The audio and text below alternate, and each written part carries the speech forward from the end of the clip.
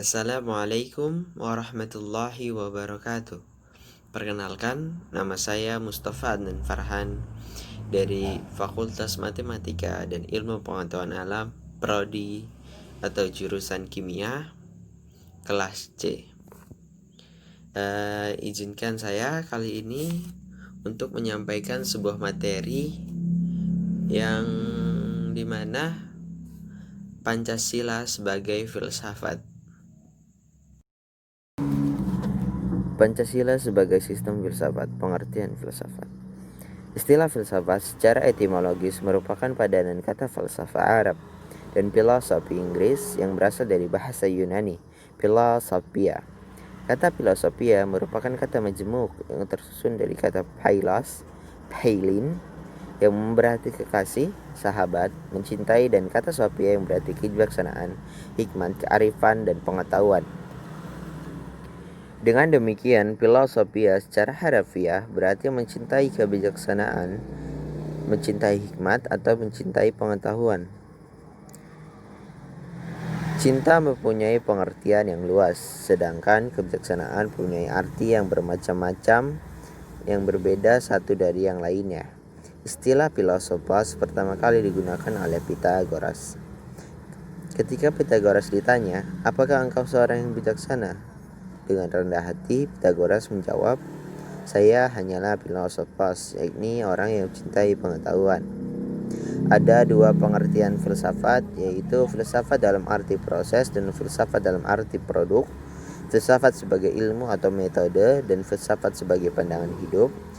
Ketiga, filsafat dalam arti teoritis dan filsafat dalam arti praktis. Pancasila dapat digolongkan sebagai filsafat dalam arti produk, sebagai pandangan hidup, dan dalam arti praktis. Ini berarti filsafat Pancasila mempunyai fungsi dan peranan sesuai sebagai pedoman dan pegangan dalam sikap, tingkah laku, dan perbuatan dalam kehidupan sehari-hari, dalam bermasyarakat, berbangsa, dan bernegara bagi bangsa Indonesia. Pengertian filsafat Pancasila. Pancasila sebagai filsafat mengandung pandangan nilai dan pemikiran yang dapat menjadi substansi dan isi pembentukan ideologi Pancasila. Filsafat Pancasila dapat didefinisikan secara ringkas sebagai refleksi kritis dan rasional tentang Pancasila sebagai dasar negara dan kenyataan budaya bangsa. Dengan tujuan untuk mendapatkan pokok-pokok pengertian yang mendasar dan menyeluruh, Pancasila dikatakan sebagai filsafat. Karena Pancasila merupakan hasil perenungan jiwa yang mendalam yang ditentukan oleh the founding father kita, yakni dituangkan dalam suatu sistem. Ruslan Abdul Ghani. Filsafat Pancasila memberikan pengetahuan dan pengertian ilmiah, yaitu tentang hakikat dari Pancasila. Notonegoro. Pancasila sebagai suatu sistem filsafat.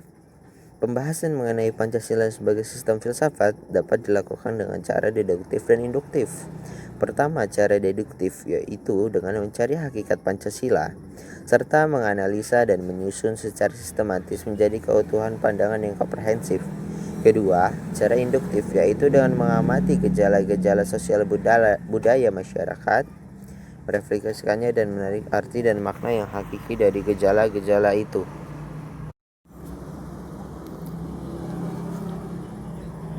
Pancasila yang terdiri atas 5 sila pada hakikatnya merupakan sistem filsafat, yakni dimaksud dalam sistem suatu kesatuan bagi bagian yang telah berhubungan, saling bekerjasama untuk tujuan tertentu dan secara keseluruhan merupakan suatu kesatuan yang utuh. Sila-sila Pancasila yang merupakan sistem filsafat pada hakikatnya merupakan suatu kesatuan organis. Artinya antara sila-sila Pancasila itu saling berkaitan, saling berhubungan, bahkan saling mengkualifikasi.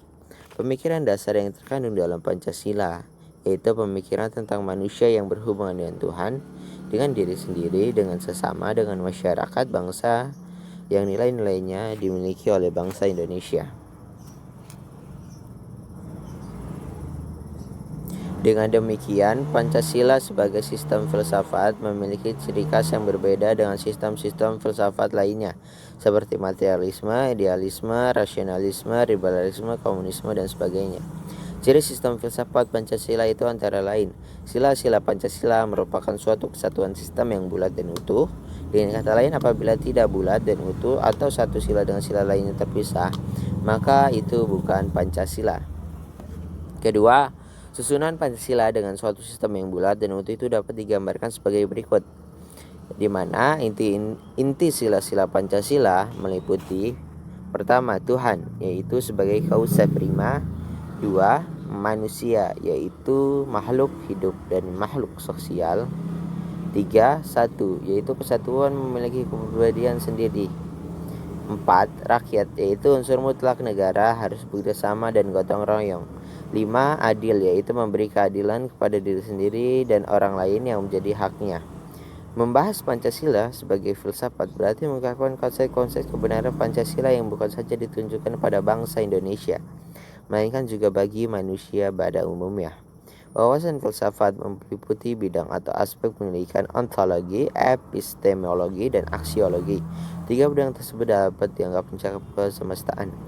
Jadi sepatutnya kita harus bangga sebagai penganut sistem Pancasila, karena ideologi kita melebihi bangsa-bangsa lainnya yang dimana mereka menggunakan idealisme, komunisme, dan sebagainya. Itu saja yang bisa saya sampaikan atas paparan materi tersebut. Semoga dengan materi tadi bisa membuat kita semakin cinta dengan Pancasila. Akhirul kalam, kepada Allah saya mohon maaf apabila ada perbuatan atau perkataan yang tidak enak, mohon dimaafkan.